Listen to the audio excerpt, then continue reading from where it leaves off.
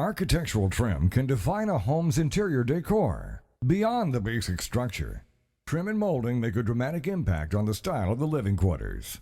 Doors and windows are perfect candidates for a trim upgrade when remodeling a home. And most of today's home improvement stores offer a wide variety of the most popular trim and molding profiles for doors and windows. These pre-molded trim pieces are perfectly suited for the do-it-yourselfer who is anxious to add some class to their interior decor. On the windows shown in this article, we removed the thin casing trim when we repainted the room. We began the new trim installation with the most basic of window framing and added a sill, often called a stool, and jamb extensions. First came the sill, which I ripped from a 1x poplar. Poplar is excellent wood for trim work. It's easy to work with, easy to find, and relatively inexpensive. I use it for most trim components that don't have a decorative shape. The framing for this window required that I rip the sill to 3 5/8 inch wide, but the sill dimension will depend on the construction of your particular window. Generally speaking, you want the sill to extend slightly beyond the face of the window casing, so the casing pieces can sit on the sill with no overhang. Many sills also extend slightly beyond the sides of the casing, but the design is really up to you. After ripping it to width, I used a router with a round over bit to give the board a curved nosing on the front and sides. Make several shallow passes with the router to achieve a smoother cut.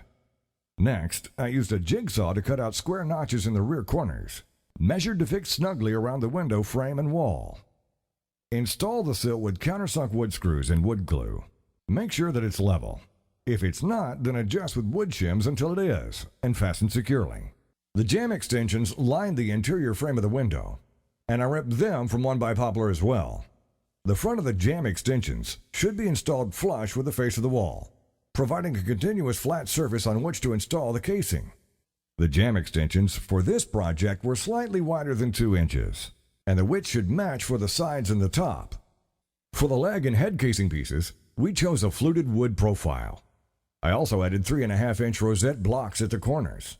When installing the casing pieces, each piece should bridge the edge of the underlying jamb extension, but not completely conceal it. Use a combination square or trim gauge to keep the reveal consistent throughout the casing. I left 3/8 inch of the jamb extension exposed at the sides and top of the window. For this style of installation, the head and leg pieces should intersect flush with the rosettes and centered on each side. Once everything is level, plumb, or otherwise copacetic, fasten the legs in place. Then follow with the corners and top. Make sure that you fasten into solid framing. Black & Decker's Firestorm 18-volt trim nailer made installation a breeze. The trim piece below the sill is called the apron, and it's often made of a simply flat painted board. But for this project, I used a spare length of brick mold, which has a Perform profile. I also cut mitered returns for each side of the apron for a finished look, and fastened those to the ends with nails and wood glue. With the apron in place, you're almost finished. Fill the nail and screw holes, sand the dried putty, and caulk the seams. Prime where needed, and coat everything with a high-quality interior house paint.